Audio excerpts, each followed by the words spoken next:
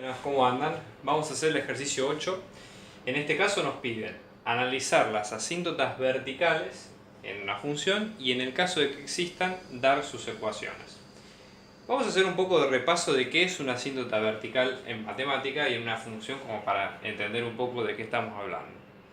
Ustedes recordarán que a veces, cuando nosotros tenemos ciertos gráficos, acá tenemos el eje de las X y el eje de las Y, hay funciones donde para ciertos valores de X constantes, ¿no? Que son rectas, vamos a llamarle A este valor de referencia, ¿qué es lo que le pasa a la función en estos casos donde tienen estas asíntotas especiales que son las verticales?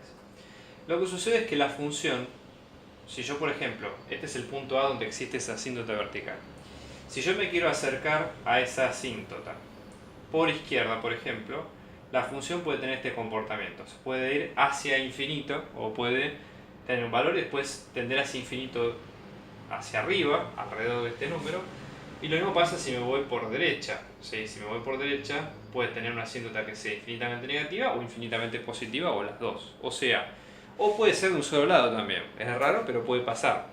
Entonces, en el caso de una asíntota vertical, nosotros tenemos que existe asíntota vertical en un punto, ojo, la asíntota vertical está en X, ¿sí?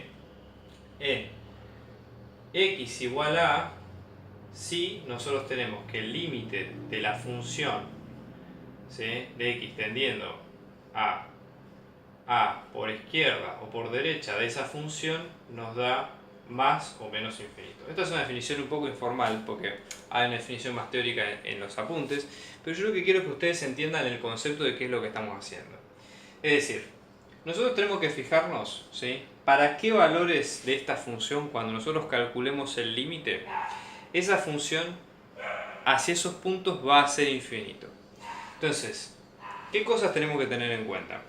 Para este tipo de funciones, generalmente, ¿cómo son? Son funciones generalmente de fraccionarias, es decir, de una fracción de un polinomio sobre el otro. ¿Por qué? Porque ¿qué pasaba, por ejemplo, cuando nosotros dividíamos una cosa por otra? Generalmente la operación no tiene ningún problema, excepto en el valor de 0. Yo no puedo dividir nunca un número por 0. Eso es clave para entender lo que va a pasar acá.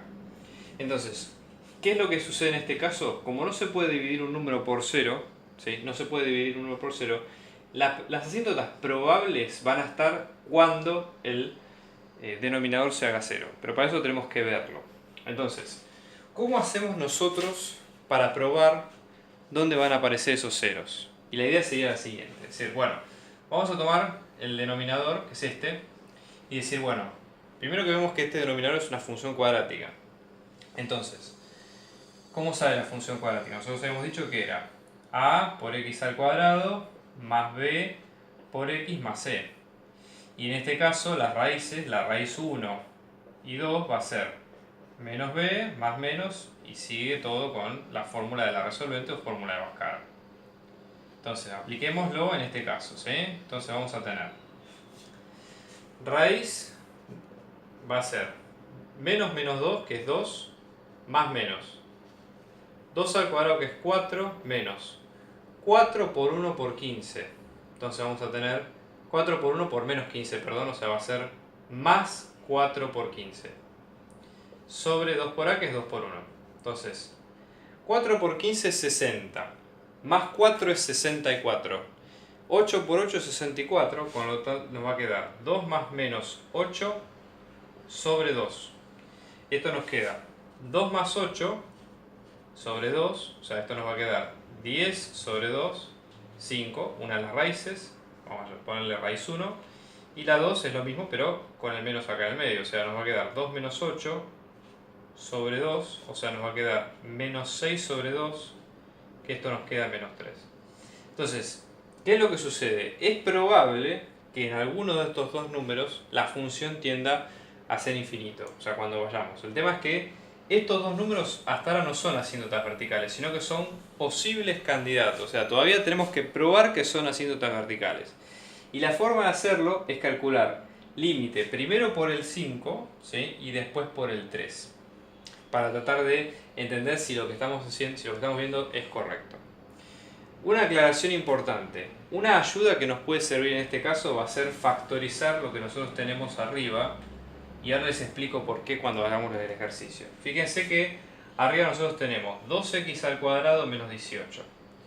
Podemos sacar factor común 2 porque ambos números son pares. Entonces nos queda 2 por x al cuadrado menos 9.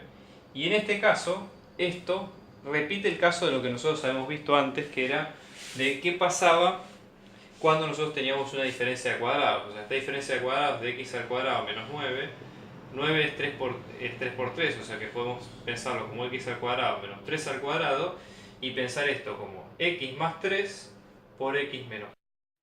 Seguimos con el ejercicio 8, nos habíamos quedado en esta parte, ¿sí? Donde nosotros teníamos que ver cómo hacíamos para calcular las asíntotas. En el caso de la función en 5, descubrimos que tiene una asíntota porque el límite daba hacia más infinito, y luego tenemos que probar qué es lo que pasa en menos 3. Entonces hacemos límite, ¿sí? Acá, esto sería límite de x tendiendo a menos 3 de la misma función, o sea de 2 por x más 3 por x menos 3, todo esto dividido, x menos 5 por x más 3, y lo que va a suceder acá es que se van a anular estos dos primeros términos, ¿sí? X más 3, y cuando hacemos la sustitución, observen lo que nos va a quedar. Vamos a tener menos 3 sobre menos, todo esto por 2, ¿no? Sobre menos 3 menos 5 por nada, y esto nos da un número. Esto nos da menos 6 menos 12, ¿sí? Y esto es menos 8, esto nos va a quedar 12 sobre 8, que es 6 tercios. Es 6 cuartos, disculpen. Entonces 6 cuartos. Entonces acá, ¿qué es lo que descubrimos? Que no hay asíntota vertical en este punto.